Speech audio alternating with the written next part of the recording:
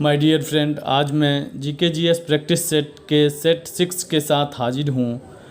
जैसा कि आप जानते हैं, मेरा प्रत्येक दिन एक प्रैक्टिस सेट आता है जिसमें 100 चुनिंदा क्वेश्चंस होते हैं और मैं उस क्वेश्चंस का आंसर एक्सप्लेनेशन डिटेल में देता हूँ, जो आपके एग्ज़ाम पॉइंट ऑफ व्यू से बहुत ही ज़्यादा इम्पोर्टेंट होता है। तो स्टार्ट करते हैं। आज का पहला क्वेश्चन है, निम्न में से भारत से कौन सी रेखा गुजरती है। मीन्स कर्क रेखा जो 23.5 डिग्री उत्तर से होकर गुजरती है, मकर रेखा जो 23.5 डिग्री दक्षिण से होकर गुजरती है, विषुवत रेखा जिसे 0 डिग्री रेखा भी कहा जाता है, और आर्कटिक रेखा। इनमें से चारों में से कौन सी रेखा भारत से होकर गुजरती है।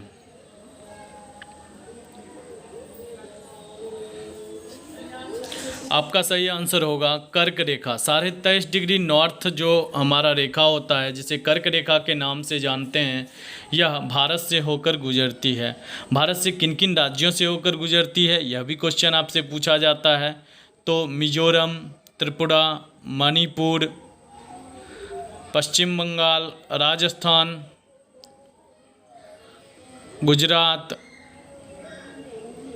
झारखंड, इन सारे राज्यों से होकर यह कर्क रेखा गुजरती है। भारत किस गोलार्ध में स्थित है। भारत जो है पूरे ग्लोब की अगर आप बात करें या पूरे विश्व के मैप की बात करें तो भारत किस गोलार्ध में स्थित है। गोलार्ध मतलब उत्तरी गोलार्ध और दक्षिणी गोलार्ध होगा, उसमें भी किस साइड में है। तो आप जब मैप को देखेंगे तो वहाँ से आप बताइए कि भारत किस गोलार्ध में स्थित है। दक्षिण पूर्वी गोलार्ध में, पश्चिम पूर्वी गोलार्ध में, उत्तर पूर्वी गोलार्ध में, इनमें से कोई नहीं।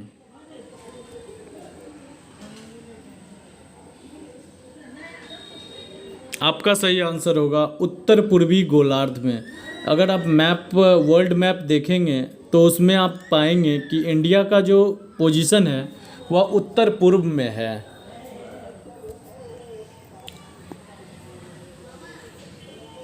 भारत का विश्व में क्षेत्रफल की दृष्टि से कौन सा स्थान है। भारत का विश्व में क्षेत्रफल की दृष्टि से कौन सा स्थान है। तो भारत का आपको ऑप्शन दिया हुआ है 5वां, 6वां, 7वां और 8वां।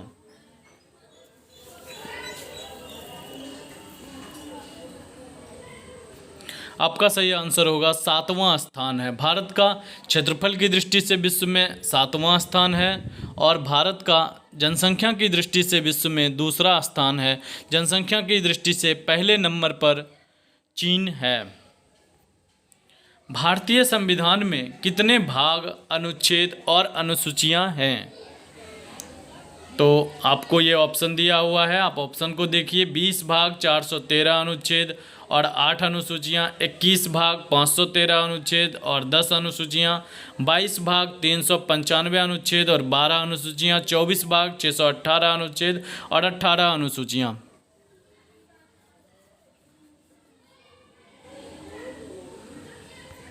तो आपका यहाँ पे सही आंसर होगा 22 भाग, 395 अनुच्छेद और 12 अनुसूचियाँ।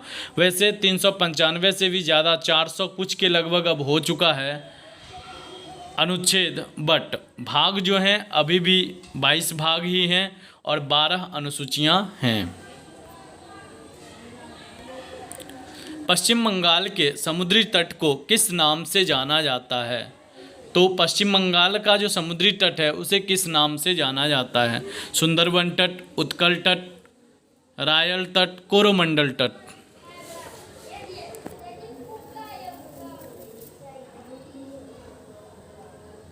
आपका सही आंसर होगा सुंदरबन तट के नाम से जाना जाता है। पश्चिम बंगाल का जो तट होता है यह सुंदरबन तट के नाम से जाना जाता है और उसके नीचे जो उड़ीसा का क्षेत्र होता है उसे उत्कल तट के नाम से जाना जाता है।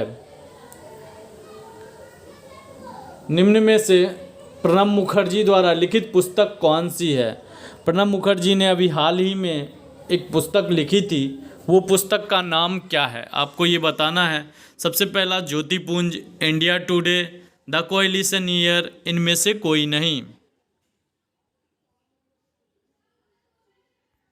आपका जो सही आंसर होगा वो द कोएलिशन ईयर्स होगा। संघर्ष के जो दिन थे कांग्रेस के, उसके बारे में प्रणब मुखर्जी ने लिखा है। आप जानते हैं प्रणब मुखर्जी कांग्रेस से ही हैं और वो भारत के पूर्व राष्ट्रपति हैं।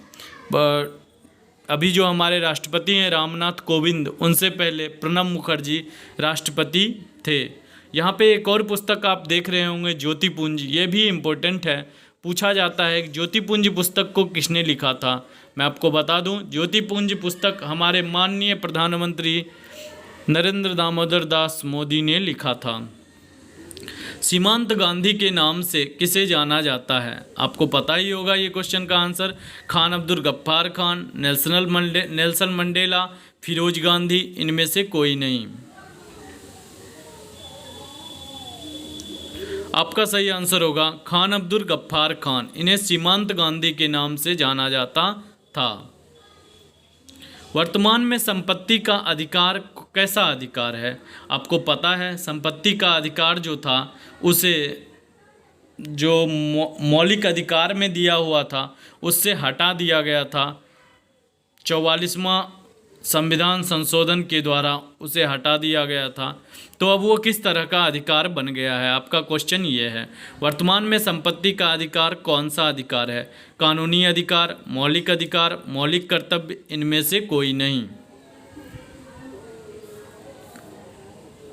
आपका सही आंसर होगा यह एक कानूनन अधिकार बन गया है। पहले संपत्ति का अधिकार एक मौलिक अधिकार था जिसका दुरुपयोग राजनेता और बड़े बड़े लोग करने लगे थे, इसीलिए उसे हटा दिया गया। अब उसे एक कानूनन अधिकार के रूप में रख दिया गया है। ऋग्वेद, सामवेद, यजुर्वेद के सम्मिलित रूप को क्या कहा जाता है? ये जो 4 वेद हैं, ऋग्वेद, यजुर्वेद, सामवेद, अथर्ववेद, लेकिन ऊपर के जो 3 वेद हैं, ऋग्वेद, सामवेद और यजुर्वेद, इन्हें कंबाइंड रूप से क्या कहा जाता है? आपको ये पूछा गया, ये 3 वेदों को कंबाइंड रूप से क्या कहा जाता है? त्रिपिटक, त्रिवेद, वेदत्रयी, इनमें से कोई नहीं। आपका सही आंसर होगा वेद त्रयी। यहाँ पे कुछ स्टूडेंट त्रिवेद लगाएंगे, बट इसका सही जो वर्ड है वह वेद त्रयी है। वेद त्रयी, इन तीनों वेदों को, ऋग्वेद, सामवेद और यजुर्वेद को वेद त्रयी कहा जाता है। वहीं पे पहला ऑप्शन जो आप देख रहे हैं त्रिपिटक, यह बौद्ध का धर्म ग्रंथ है। इसके अंतर्गत 3 मुख्य जो काव्य हैं बौद्ध धर्म के, उनको संकलित किया गया है, जैसे विनय पिटक, सूत पिटक, धम्म पिटक, इस तरह से कुछ है। वेदों का संकलन किसने किया था? ऐसे तो कहा जाता है पौराणिक कथाओं के अनुसार वेद ब्रह्मा के मुख से उत्पन्न हुआ है। तो इन वेदों को संकलन किसने किया था? महर्षि दयानंद ने, कृष्ण द्वैपायन वेदव्यास ने, ऋषि अंगिरस ने, इनमें से कोई नहीं।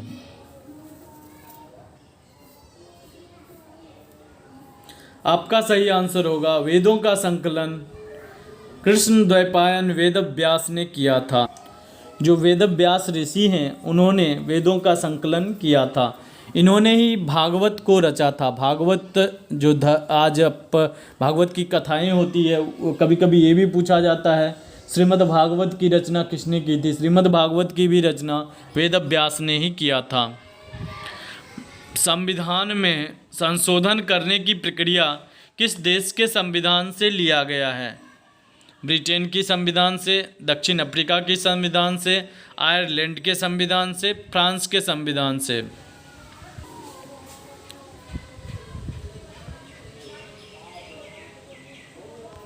आपका सही आंसर होगा दक्षिण अफ्रीका के संविधान से। हमारे संविधान में एक आर्टिकल 368 जोड़ा गया है जिसमें संविधान संशोधन के बारे में कहा गया है। कोई भी संविधान में संशोधन करने का अधिकार अनुच्छेद 368 के तहत दिया गया है और यह दक्षिण अफ्रीका की संविधान से लिया गया है। अगर आपसे ये पूछा जाए कि आयरलैंड के संविधान से क्या लिया गया है, तो जो हमारा नीति निर्देशक तत्व है वह आयरलैंड के संविधान से लिया गया है। संसदीय प्रणाली जो है वह किस देश के संविधान से लिया गया है, तो वह ब्रिटेन के संविधान से लिया गया है। यह क्वेश्चन 1 नंबर का आता है एग्जाम में। किस देश के संविधान से क्या लिया गया है? किस विकिरण में सर्वाधिक ऊर्जा होती है? एक्स रे, वाई रे, जेड रे। इनमें से कोई नहीं। एक्चुअली मैं ऑप्शन सिंपल सा देता हूँ। मेरा मोटो आपको नॉलेज देना है, ना कि आपके नॉलेज का टेस्ट करना है। तो किस विकिरण में सर्वाधिक ऊर्जा होती है? तो सबसे ज़्यादा जो ऊर्जा होती है वह एक्स विकिरण में, एक्स रे जो होता है उसमें सबसे ज़्यादा ऊर्जा होती है। मॉडेम किस कंप्यूटर को टेलीफोन से जोड़ती है? ये पूछा गया क्वेश्चन है। मॉडेम किस कंप्यूटर को टेलीफोन से जोड़ती है? कंप्यूटर के डिफरेंट टाइप्स होते हैं, micro computer, super computer, mini computer, laptop computer, ये सारे कंप्यूटर के प्रकार होते हैं। तो आपसे पूछा गया है कि मॉडेम जो नेट यूज करने के लिए आप उपयोग करते हैं वह किस कंप्यूटर को टेलीफोन लाइन से जोड़ता है? माइक्रो कंप्यूटर, सुपर कंप्यूटर, सामान्य कंप्यूटर या इनमें से कोई नहीं?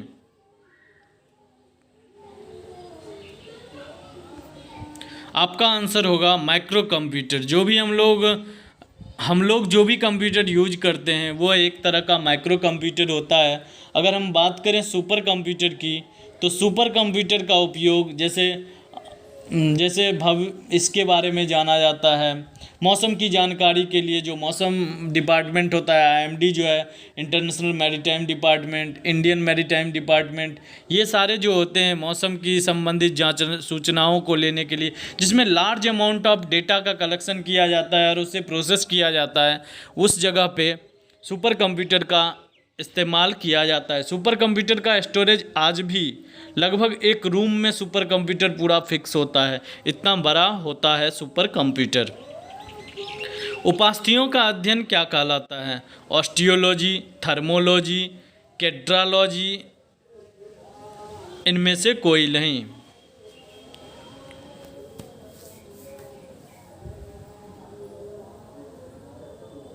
आपका सही आंसर होगा केंड्रालॉजी। केंड्रालॉजी जो होता है यह उपास्थियों का अध्ययन कहलाता है। वहीं पे अगर अस्थियों या हड्डियों का अध्ययन के बारे में हम बात करें तो ऑस्टियोलॉजी कहलाता है। ऑस्टियोलॉजी में हम हड्डियों का अध्ययन करते हैं। थर्मोलॉजी में हम टेम्परेचर का अध्ययन करते हैं। मांसपेशी और हड्डी का जुड़ाव क्या कहलाता है? आपके ऑप्शंस हैं टेंडन, लिगामेंट, एक्टिन। हिंदी में कंडरा, स्नायु, एक्टिन। इनमें से कौन सा होगा?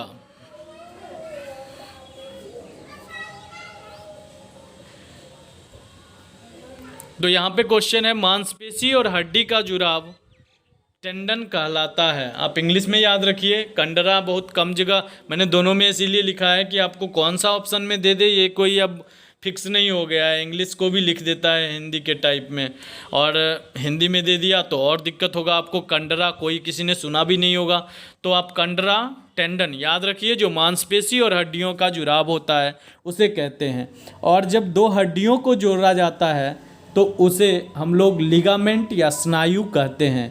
तो जब आपसे पूछा जाए हड्डी तथा मांसपेशी तो आप बोलिएगा टेंडन, और जब बोन टू बोन का जुड़ाव बोला जाए, हड्डी टू हड्डी का जुड़ाव बोला जाए, तो वैसे केस में लिगामेंट आंसर होता है। गोल्डन गर्ल पुस्तक की लेखिका कौन है? यह एक बुक है, तो इसकी लेखिका कौन है? Mary com, Hima Das, PT Usha, इनमें से कोई नहीं।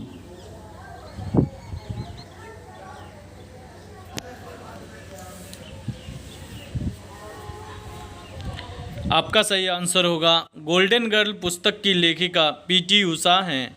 इन्हें उड़न परी के नाम से भी जाना जाता है। वहीं पे हिमा दास को ढिंग एक्सप्रेस के नाम से जाना जाता है। मैरी कॉम को सुपर मॉम के नाम से जाना जाता है। आप इन सभी का उपनाम याद रखिए। मैरी कॉम को सुपर मॉम, हिमा दास को ढिंग एक्सप्रेस और पीटी उषा को उड़न परी के नाम से जाना जाता है। और पीटी उषा ने ही गोल्डन गर्ल नामक पुस्तक लिखी है। आज़ाद हिंद फौज का प्रधान कार्यालय किस शहर में था? आपका ऑप्शन है रंगून, कोलकाता, कटक, लाहौर। आपका सही आंसर होगा रंगून में। आज़ाद हिंद फौज का मुख्य कार्यालय जो था वह रंगून में था। नौका दौर का संबंध किस पर्व से है? भारत का कौन सा पर्व है जिसमें नौका दौर कराया जाता है? Pongal, Diwali, Onam, Holi.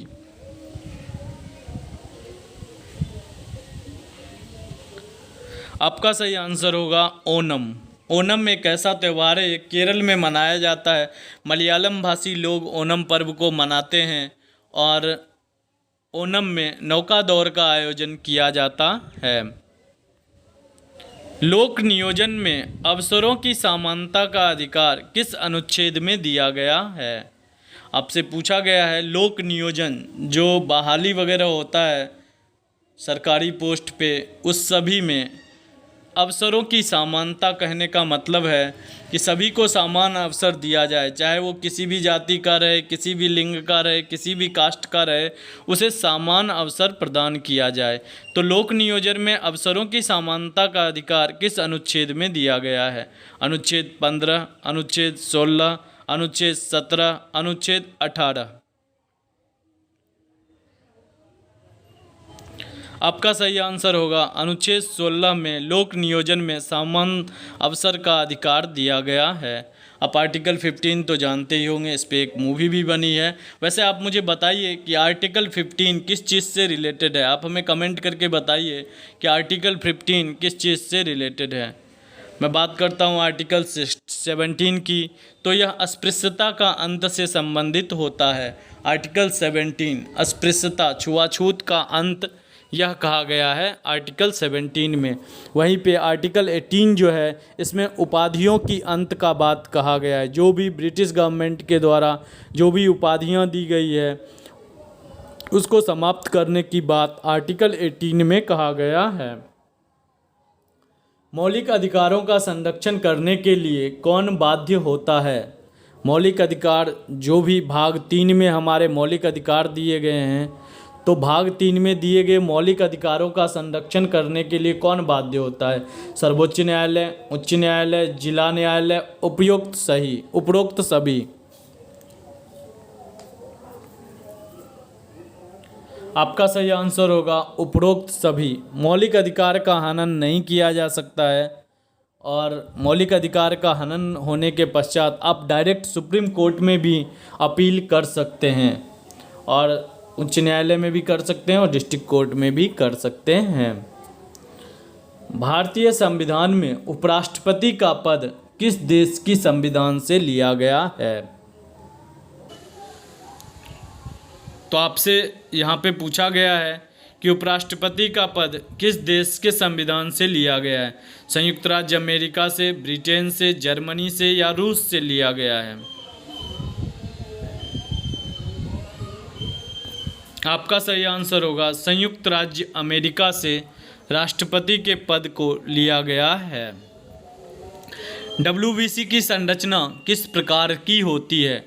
WBC white blood cell जो हमें रोग रोधी क्षमता प्रदान करता है, बीमारियों से लड़ने की शक्ति प्रदान करता है, उस सेल की आकृति कैसी होती है?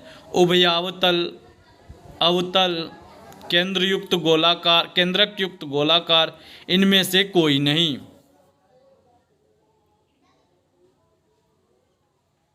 आपका सही आंसर होगा केंद्रक युक्त गोलाकार। देखिए यहाँ पे केंद्रक युक्त कहने का मतलब क्या है कि WBC में केंद्रक न्यूक्लियस जो होता है वो पाया जाता है, जबकि जब मैं RBC बताऊंगा तो RBC में केंद्रक नहीं पाया जाता है। तो इसीलिए लिखा गया है, इसका शेप तो गोलाकार ही होता है, स्फेरॉइड ही होता है, लेकिन न्यूक्लियस के साथ होता है, तो न्यूक्लियस स्फेरॉइड शेप कहा जाता है। किसका? WBC का शेप कहा जाता है, वाइट ब्लड सेल। हड्डियाँ भारी व कठोर किसके कारण होती है? हड्डियों में जो भार होता है और कठोरता जो होती है वह किसके कारण होता है? पहला ऑप्शन कैल्शियम फॉस्फेट के कारण, कैल्शियम ऑक्साइड के कारण, कैल्शियम सल्फाइड के कारण, इनमें से कोई नहीं।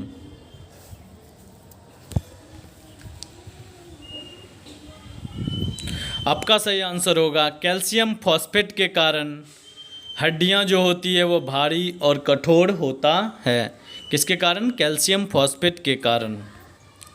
रक्त किस प्रोटीन के कारण द्रव अवस्था में होता है? मतलब रक्त का थक्का नहीं जमता है, किस प्रोटीन के कारण द्रव अवस्था में होता है? आपसे ये क्वेश्चन घुमा के पूछा गया है।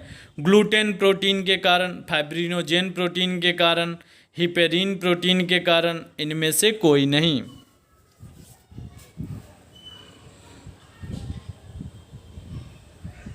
तो आपका सही आंसर होगा हिपेरिन प्रोटीन के कारण द्रव अवस्था में रक्त रहता है, मतलब उसका थक्का नहीं जमता है। ऑपरेशन कच्छप किसके संरक्षण के लिए एक एनजीओ की पहल है? एक एनजीओ ने ऑपरेशन कच्छप चलाया है, तो ये किसके संरक्षण के लिए है? हाउसबिल कछुआ जो है उसके लिए, ऑडिव रिडले समुद्री कछुआ के लिए, हरित कछुआ के लिए, लेदरबैक कछुआ के लिए।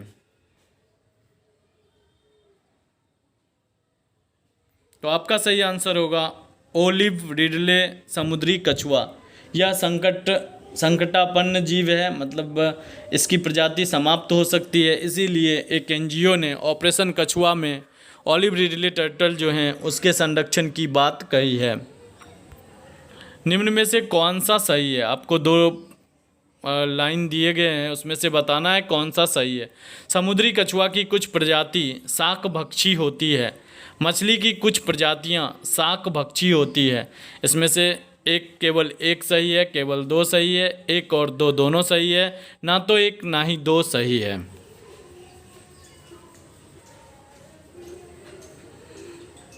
तो आपका सही आंसर होगा एक और दो दोनों सही है। मतलब मछली की भी कुछ प्रजातियां जो होती है वो कुछ प्रजातियां शाकभक्षी होती है। जैसे शार्क है वो तो आदमी को खाता है, तो वो शाकभक्षी नहीं है। मैं यहाँ पे कुछ प्रजातियों की बात कर रहा हूँ। तो मछली की कुछ प्रजाति जो होता है वो शाकभक्षी होता है, समुद्री कछुआ की भी कुछ प्रजाति जो होता है वह शाकभक्षी होता है। यह दोनों ही कथन क्या है? सही है। ग्रेट इंडियन बस्टर्ड को घोर संकटग्रस्त घोषित किया गया है, इसके बड़े खतरे क्या हैं? ग्रेट इंडियन बस्टर्ड को संकटप्रद अगर घोषित किया गया है तो इसमें खतरा क्या है? प्राकृतिक आवास हानि या उनका क्षरण, शिकार, ए और बी, उपरोक्त में से कोई नहीं। तो ग्रेट इंडियन बस्टर्ड के लिए दोनों ही संकट है, उसका शिकार किया जाता है और दूसरा प्राकृतिक आवास की हानि, उसका जो ओरिजिनल आवास होता है उसको पेड़ की कटाई के फलस्वरूप बर्बाद कर दिया जाता है। इसीलिए ग्रेट इंडियन बस्टर्ड जो है वह संकटग्रस्त घोषित किया गया है। निम्न में से कौन वनस्पति प्रजाति नहीं है? मतलब कौन सा वनस्पति नहीं है? कवक, बैक्टीरिया, जिम्नोस्पर्म, एनिलिड्स।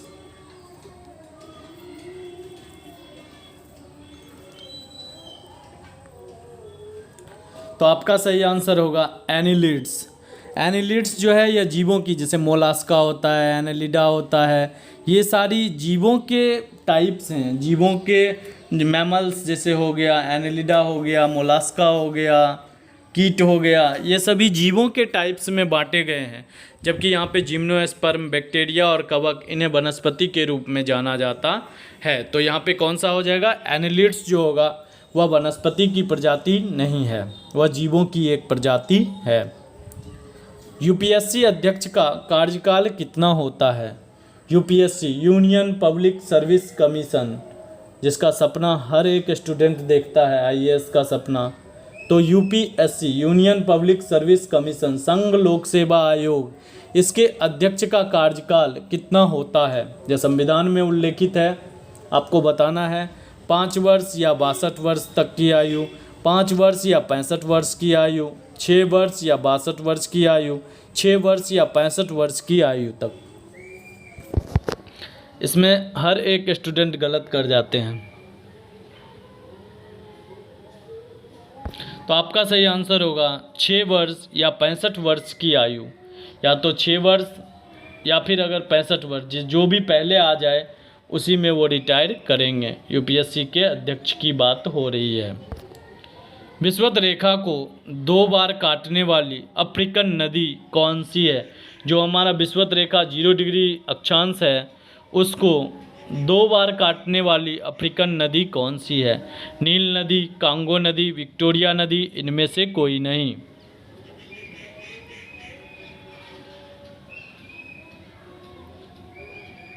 तो आपका सही आंसर होगा कांगो नदी। यह मोस्ट इम्पॉर्टेंट क्वेश्चन है, कितनी बार एग्जाम में पूछा गया है कि कौन सी ऐसी नदी है जो विषुवत रेखा को 2 बार काटती है। एक बार ये जाते वक्त काटती है, एक बार ऊपर से लौटते वक्त। हॉर्न ऑफ अफ्रीका में यह नदी बहती है, कांगो नदी, और यह विषुवत रेखा को 2 बार काटती है। कांगो नदी पर कौन सा जलप्रपात स्थित है? स्टैनले जलप्रपात, एंजिल जलप्रपात, कैरेबियन जलप्रपात, इनमें से कोई नहीं।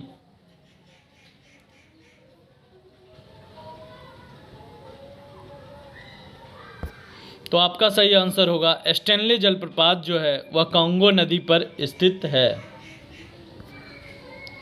किस देश को गोल्ड कोस्ट कंट्री के नाम से जाना जाता है? कतर को, दक्षिण अफ्रीका को, घाना को, इनमें से कोई नहीं। किस देश को गोल्ड कोस्ट कंट्री के नाम से जाना जाता है?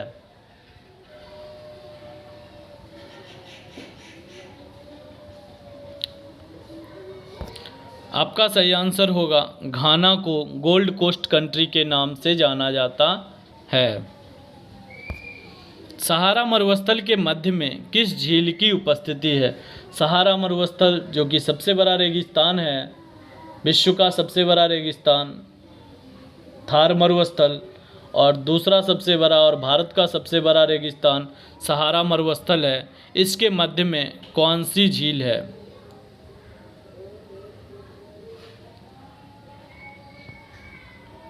टिटिकाका झील, चाड झील, मेरू झील, इनमें से कोई नहीं।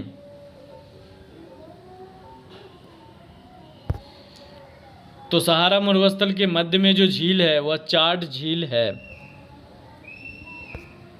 अर्जेंटीना का हृदय किस घास की भूमि को कहा जाता है?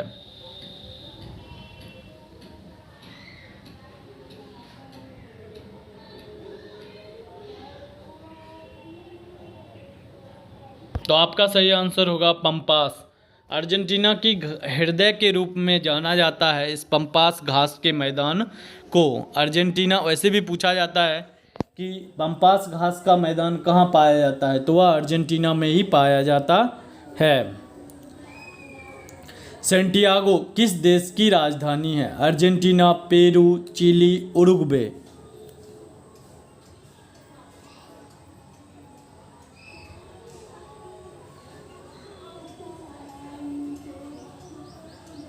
तो ये सैंटियागो जो है वह चिली की राजधानी सैंटियागो है।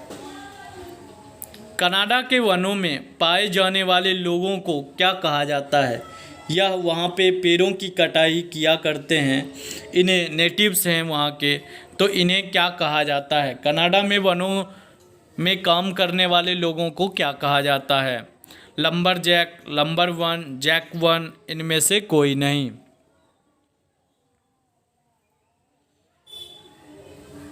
तो आपका सही आंसर होगा लंबर जैक। कनाडा के पेड़ों के काटने वाले जो वनों में काम करने वाले जो आदिवासी लोग हैं, जो नेटिव लोग हैं वहाँ के, उनको लंबर जैक कहा जाता है। पौधे के कौन से भाग से हल्दी प्राप्त की जाती है? जड़, फल, पुष्प, तना।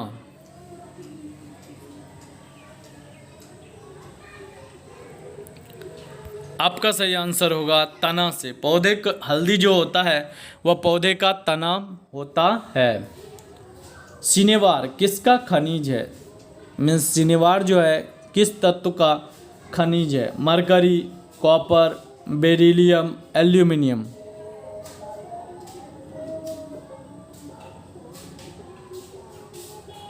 आपका सही आंसर होगा मरकरी। सिनेवार जो है वह मरकरी का खनिज है।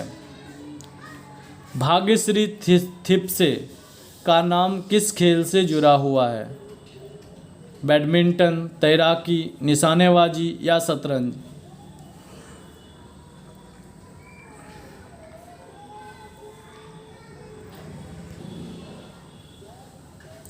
सही आंसर होगा शतरंज से जुड़ा हुआ है। भाग्यश्री थिप्से यह शतरंज की एक खिलाड़ी हैं।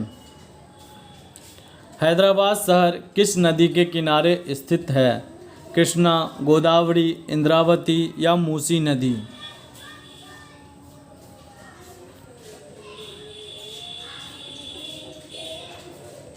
सही आंसर होगा मूसी नदी। हैदराबाद शहर मूसी नदी के किनारे स्थित है। एक और क्वेश्चन पूछा जाता है, हैदराबाद तथा सिकंदराबाद को क्या कहा जाता है? हैदराबाद तथा सिकंदराबाद को जुड़वा सिटी या जुड़वा बहन कहा जाता है। खानकाह निम्न में से किससे संबंधित है? यह एक आश्रम होता है। किस धर्म का आश्रम होता है आपको यही बताना है। बौद्ध धर्म का, जैन धर्म का, सूफी आश्रम, हिंदू आश्रम?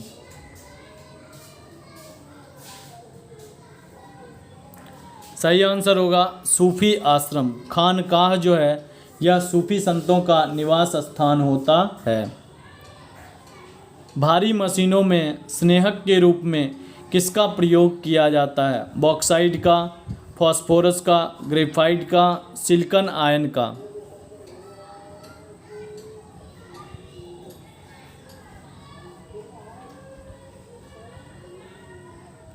स्नेहक वैसा पदार्थ होता है जो मशीनों में घर्षण को कम करता है।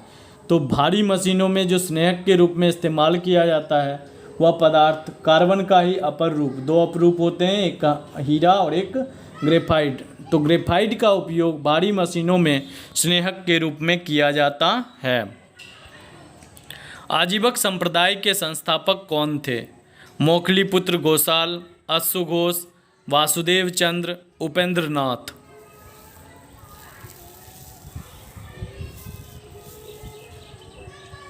आपका सही आंसर होगा मोखलीपुत्र घोषाल। यह आजीवक संप्रदाय के संस्थापक थे। इस्लामी वास्तुकला का रत्न किस दरवाजे को कहा जाता है?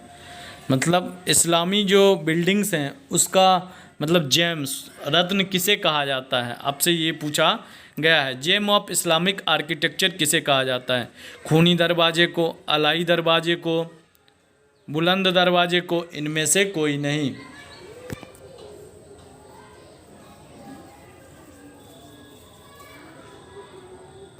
सही आंसर होगा अलाई दरवाजे को इस्लामी वास्तुकला का रत्न कहा जाता है। संगम वंश का संस्थापक कौन था? यह दक्षिण भारत का एक वंश है जो हर्षवर्धन वगैरह के बाद जो वंश आया वही वर्धन वंश के बाद जो वंश आया वह संगम वंश ही था। तो आपको यहाँ पे बताना है कि संगम वंश का संस्थापक कौन था। लेड्योर, मणिमेखले, हरिहर एवं बुक्का, इनमें से कोई नहीं?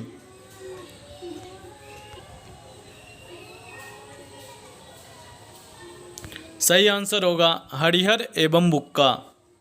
कभी कभी ये भी पूछा जाता है विजयनगर साम्राज्य की स्थापना किसने किया था? तो इसका भी आंसर हरिहर एवं बुक्का ने ही किया था। और संगम वंश का संस्थापक कौन था? हरिहर एवं बुक्का ने संगम वंश की स्थापना किया था। भारत का डेट्रॉइट किसे कहा जाता है? अहमदाबाद को, पीतमपुरा को, सूरत को, मुंबई को? मैं आपको बता दूं डेट्रॉइट एक शहर है यूएसए का जहां पे ऑटोमोबाइल की बिक्री सबसे ज़्यादा होती है। तो भारत का डेट्रॉइट किसे कहा जाता है? अहमदाबाद को, पीतमपुरा को, सूरत को या मुंबई को? सही आंसर होगा पीतमपुरा को भारत का डेट्रॉइट कहा जाता है। एशिया की अंडों की टोकरी किसे कहा जाता है? कहाँ पे सबसे ज़्यादा अंडा का उत्पादन होता है? Andhra Pradesh, Beijing, Lahore, Tehran? Asia की अंडों की टोकरी किसे कहा जाता है? सही आंसर होगा आंध्र प्रदेश। भारत के आंध्र प्रदेश राज्य को ही एशिया की अंडों की टोकरी कहा जाता है। नगर पालिका को 12वीं अनुसूची में कितने विषयों पर विधि बनाने की शक्ति प्राप्त है? 10 विषयों पर, 12 विषयों पर, 16 विषयों पर या 18 विषयों पर? नगर पालिका या पंचायती राज व्यवस्था का एक पार्ट होता है। आपसे पूछा गया है कि इसे कितने विषयों पर विधि बनाने की शक्ति प्राप्त है। तो नगर पालिका को 18 विषयों पर विधि बनाने की शक्ति प्राप्त है। भारत में स्थानीय स्वशासन का पिता किसे कहा जाता है? स्थानीय स्वशासन का जनक किसे कहा जाता है? आपसे ये क्वेश्चन पूछा गया है। लॉर्ड माउंटबेटन, लॉर्ड रिपन को, लॉर्ड डलहौजी को, इनमें से कोई नहीं।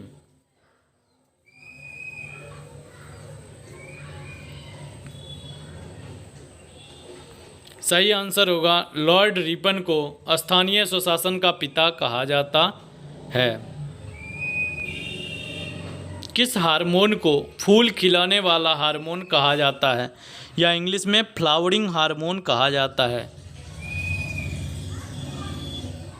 फ्लोरिजेंस hormone, estrogen hormone, relaxing hormone, इनमें से कोई नहीं।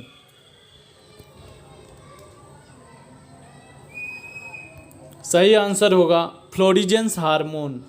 इस हार्मोन को फूल खिलाने वाला हार्मोन कहा जाता है। इस हार्मोन के कारण ही कली से फूल खिलने का कार्य होता है। तो इसका नाम भी वैसा ही है, फ्लोरिजेंस। और फ्लावरिंग हार्मोन दोनों सेम है। तो आप याद रखिएगा फ्लावरिंग हार्मोन किसे कहा जाता है? फ्लोरिजेंस हार्मोन को फ्लावरिंग हार्मोन कहा जाता है। किस खिलाड़ी को ब्लैक पर्ल के उपनाम से जाना जाता है? हरभजन सिंह को, वीरेंद्र सहवाग को, पेले को, या सुनील छेत्री को कहा जाता है?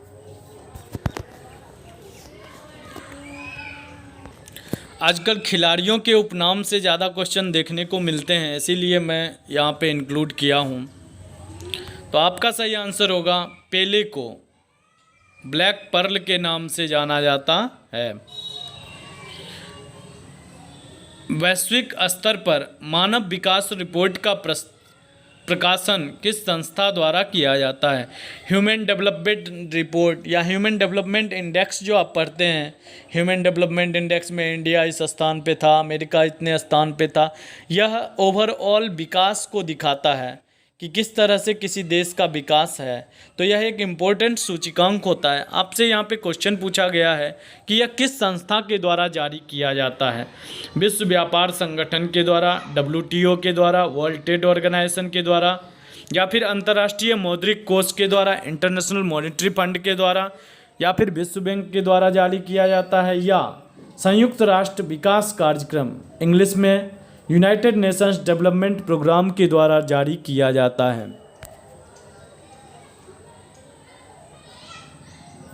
सही आंसर होगा संयुक्त राष्ट्र विकास कार्यक्रम, यूनाइटेड नेशन डेवलपमेंट फंड। इसी के द्वारा ह्यूमन डेवलपमेंट रिपोर्ट, मानव विकास सूचकांक जारी किया जाता है। निम्न में से कौन सा देश सार्क का सदस्य नहीं है?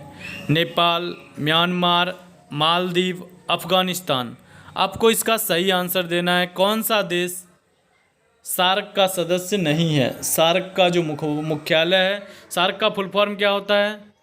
South Asian association for regional corporation. और यह दक्षिण एशिया का जितने भी कंट्री हैं उसका एक मिश्रित फॉर्म है। यह एक संस्था है और इसका हेडक्वार्टर काठमांडू में है, नेपाल की राजधानी काठमांडू में है। तो आपसे यहाँ पूछा गया है कौन सा सार्क का सदस्य नहीं है? नेपाल, म्यांमार, मालदीव या अफगानिस्तान। सही आंसर होगा म्यांमार जो है वह सार्क का सदस्य नहीं है। प्रदूषण युक्त वातावरण को निम्न में से किसके द्वारा स्वच्छ किया जाता है? तो ऑक्सीजन के द्वारा, हवा के द्वारा, नाइट्रोजन के द्वारा, या वर्षा के द्वारा? तो यहाँ पे सही आंसर होगा वर्षा के द्वारा प्रदूषण युक्त वातावरण को शुद्ध किया जाता है। निम्न में से किस राज्य द्वारा स्वच्छमेव जयते अभियान का शुभारंभ किया गया है? स्वच्छमेव जयते, जिस तरह सत्यमेव जयते होता है उसी के तर्ज पर स्वच्छमेव जयते नाम का अभियान शुरू किया गया था। मध्य प्रदेश, तमिलनाडु, कर्नाटक, उत्तर प्रदेश।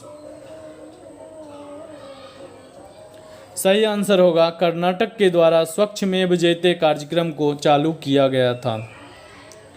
भारत के कुल ऊर्जा उपभोग का सर्वाधिक भाग किस स्रोत से पूरा होता है? मतलब भारत में जितने भी ऊर्जा की आपूर्ति होती है, इलेक्ट्रिक ऊर्जा, इन सभी ऊर्जा की जो भी आपूर्ति होती है वह कहाँ से प्राप्त किया जाता है? नाभिकीय ऊर्जा से, प्राकृतिक गैस से, पेट्रोलियम पदार्थ से या कोयला से?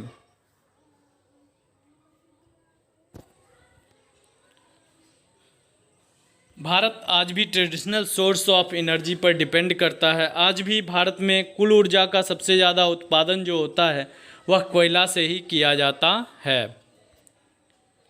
निम्न में से किस देश में ड्रैकेंसबर्ग पर्वत स्थित है? ड्रैकेंसबर्ग या ड्रैकेंसबर्ग पर्वत जो है यह किस देश में स्थित है? जिम्बाब्वे, घाना, दक्षिण अफ्रीका या भारत?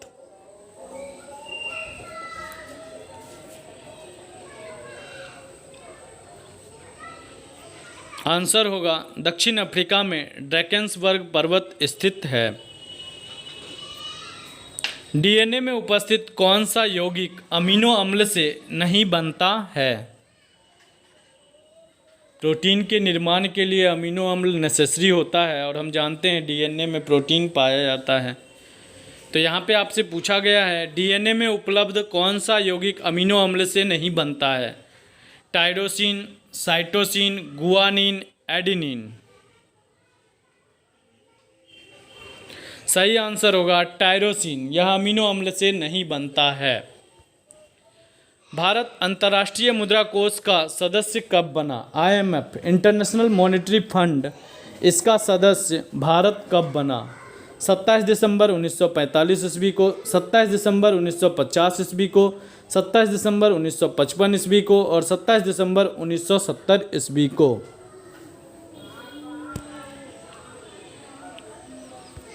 सही आंसर होगा 27 दिसंबर 1945 ईस्वी को भारत अंतर्राष्ट्रीय मुद्रा कोष का सदस्य बना। 100 डिग्री पश्चिमी देशांतर रेखा किन दो देशों के मध्य से होकर गुजरती है?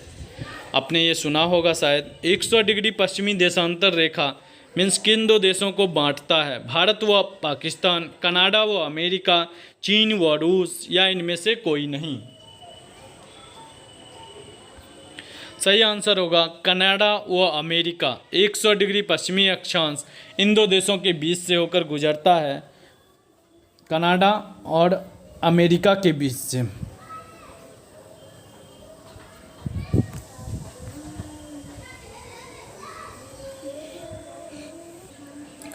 उत्तरी अमेरिका के उत्तर में कौन सा महासागर है? आप जरा मैप को देखिएगा।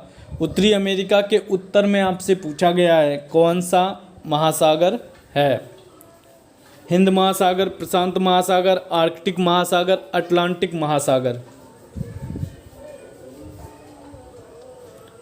उत्तरी अमेरिका के उत्तर में आर्कटिक महासागर स्थित है, जो कि हमेशा बर्फ़ों से ढका हुआ रहता है, क्योंकि उसी के आसपास नॉर्थ पोल पे ही ये आर्कटिक महासागर है। तो आपसे पूछा गया है उत्तरी अमेरिका के उत्तर में कौन सा महासागर है? आर्कटिक महासागर। निम्न में से इंटरनेट सिस्टम किस टोपोलॉजी का उपयोग करता है? इंटरनेट जो आज आप यूज करते हैं वह किस टोपोलॉजी का उपयोग करता है? बस topology, ring topology, star topology या ट्री टोपोलॉजी? इसके नाम से ही क्लियर है कि ये किस तरह का टोपोलॉजी होगा। रिंग टोपोलॉजी में सारे कंप्यूटर रिंग के आकृति में रहते हैं। स्टार टोपोलॉजी में स्टार का जैसा सिंबल होता है उस रूप से जुड़े हुए रहते हैं। उसी तरह ट्री टोपोलॉजी, यहाँ पे आपका सही आंसर होगा ट्री टोपोलॉजी। जो आप इंटरनेट का उपयोग करते हैं उसमें कंप्यूटर्स जो भी रहते हैं वह ट्री टोपोलॉजी के रूप में जुड़े रहते हैं। 52 गजा किसके लिए प्रसिद्ध है? आदिनाथ की मूर्ति के लिए, महावीर की मूर्ति के लिए, 52 किलों के लिए, पार्श्वनाथ की मूर्ति के लिए? आपको आंसर देना है। 52 गजा यह एक जगह का नाम है। यह क्यों फेमस है?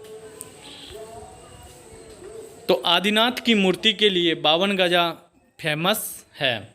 आदिनाथ मीन्स जो पहले थे ऋषभदेव, उनकी मूर्ति के लिए 52 गजा फेमस है। नंदा देवी पर्वत कहाँ स्थित है? उत्तराखंड में, हिमाचल प्रदेश में, लद्दाख में, नेपाल में? आप देख रहे होंगे कि मैंने हर एक सेक्टर, बायो, केमिस्ट्री, फिजिक्स, जो आपका यहाँ पे हिस्ट्री, इंडियन पॉलिटी, ज्योग्राफी, हर एक का जो भी इम्पोर्टेंट क्वेश्चन होता है मैं एक सेट में इंक्लूड करता हूँ। और यह मेरा डेली का काम है कि मैं आपको एक सेट करवाऊँ। और यह आपके एसएससी, रेलवे और दरोगा, एसआई का जो एग्ज़ाम होता है, इन सभी में आपके लिए बहुत ज़्यादा बेनिफिशियल होगा। तो आप मेरे साथ जुड़े रहिए। आप मेरे चैनल को ज़रूर सब्सक्राइब करें। नंदा देवी पर्वत कहाँ स्थित है? तो नंदा देवी पर्वत जो है यह उत्तराखंड में स्थित है। भारत का प्रथम सम्राट किसे कहा जाता है? भारत का प्रथम सम्राट किसे कहा जाता है? समुद्रगुप्त को, चंद्रगुप्त मौर्य को, अशोक को, अकबर को?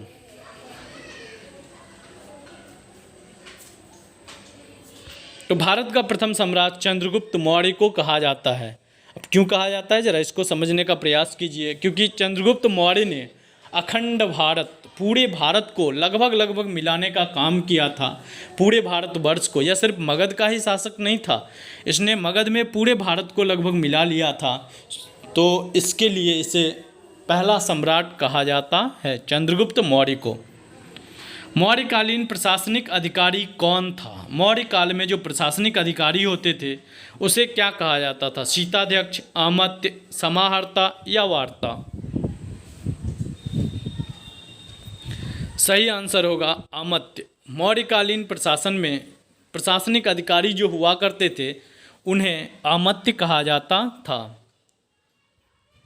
मेगास्थनीज कौन था? सेल्यूकस निकेटर का राजदूत, कन्फ्यूशियस का राजदूत, कनिष्क का राजदूत, इनमें से कोई नहीं। तो मेगास्थनीज सेल्यूकस निकेटर का राजदूत था। इसके बारे में मैंने मौर्य काल जब पढ़ाया था तो उसमें मैंने डिटेल से बताया है। आप मेरे मौर्य काल के वीडियो को देख सकते हैं। अशोक को प्रियदर्शी किस अभिलेख में कहा गया है? भाब्रू अभिलेख में, मास्की अभिलेख में, गुर्जरा अभिलेख में, इनमें से कोई नहीं। सही आंसर होगा भाब्रू अभिलेख में अशोक का नाम अशोक प्रियदर्शी है। चंद्रगुप्त को एंड्रोकोट्स नाम से किसने पुकारा था? यह ग्रीक भाषा में एंड्रोकोट्स कहा जाता है, इसी तरह सेंडोकोट्स भी कहा जाता है। तो आप बताइए सेंडोकोट्स किसे कहा गया है, कमेंट करके बताइए। तो चंद्रगुप्त को एंड्रोकोट्स किसने कहा था? एस्ट्रेबो ने, प्लिनी ने, जस्टिन ने, प्लूटार्क ने? सही आंसर होगा प्लूटार्क ने। ये सभी दार्शनिक थे जो इनके दरबार में आए थे। तो प्लूटार्क ने चंद्रगुप्त को एंड्रोकोट्स कहा था। भारत में द्विसदनीय विधायिका किस देश की देन है? अमेरिका की, ब्रिटेन की, कनाडा का और ऑस्ट्रेलिया का। द्विसदनात्मक कहने का मतलब है लोकसभा या लोकसभा और राज्यसभा।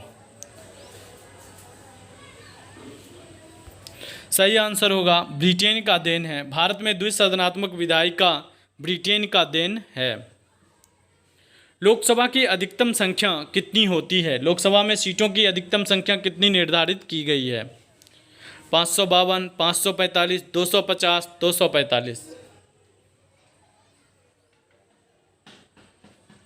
अधिकतम सीटों की संख्या 552 निर्धारित की गई है, जबकि अभी लोकसभा में 545 सीट हैं, जिसमें से 2 मनोनीत किए जाते हैं राष्ट्रपति के द्वारा और 543 राज्य तथा संघ शासित प्रदेश से चुनकर आते हैं।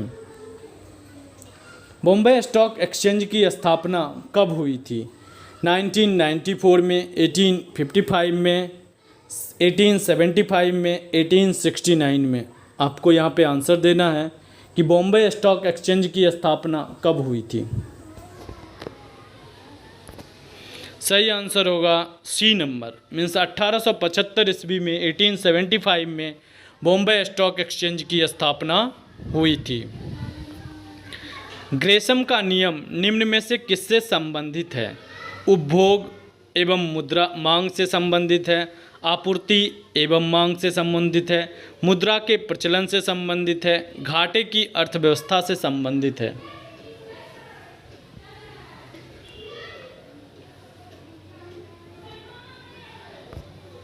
तो आपका सही आंसर होगा मुद्रा के प्रचलन से संबंधित है। यह ग्रेसम का नियम कहलाता है। इसमें कहा गया है कि जो भी मुद्रा, अनयूज्ड मुद्रा जो भी रहता है, जो अच्छी मुद्रा होती है, जिसका वैल्यू ज़्यादा होता है, वो खुद ही जो डाउन मुद्रा होता है, जो खराब मुद्रा होता है, उसको प्रचलन से बाहर निकाल देता है। ऐसा मुद्रा के नियम के अनुसार, ग्रेसम के नियम के अनुसार कहा गया है। चलिए आज भर के लिए इतना ही। तो मिलते हैं अगले वीडियो में प्रैक्टिस सेट 7 के साथ। आज भर के लिए इतना ही। अगर आपको मेरा चैनल अच्छा लगा हो, अगर आपको मेरा वीडियो अच्छा लगा हो तो चैनल को सब्सक्राइब करें, वीडियो को लाइक करें और ज़्यादा से ज़्यादा फ्रेंड के बीच में शेयर करें।